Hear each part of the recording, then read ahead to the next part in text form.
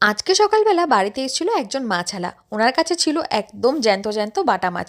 তাই মাছ নিয়ে নিলাম, আর মাছটা দিয়ে আজকে বানিয়েছিলাম সর্ষে বাটার ঝাল। তোমরা কারা কারা বাটা মাছ খেতে ভালোবাসো অবশ্যই কমেন্টে জানিও। তারপরেই ওপরে এসে ঘরটা ভালো করে মুছে নিলাম।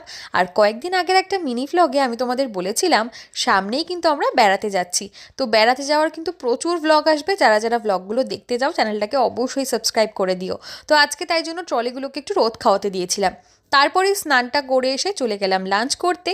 লাঞ্চে ছিল একদম পাতলা করে মসুরির ডাল, আলু ভাজা আর মাছের ঝাল।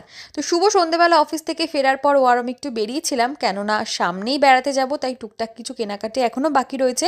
তো ও আর আমি দুজন মিলেই বডি থার্মাল নিলাম, আর শুভ গ্লাভসও দেখছিল হাতের জন্য। আর আশা করি এতক্ষণে তোমরা বুঝতে পারছো যে আমরা শীতের জায়গাতেই যাচ্ছি। তো কোথায় যাচ্ছি সেটা কিন্তু গেস করে কমেন্টে অবশ্যই লিখে জানিও। বাড়ি ফেরার পথে দুজন মিলে গরম গরম মোমো খেলাম, আর তারপরে চলে এলাম বাড়ি।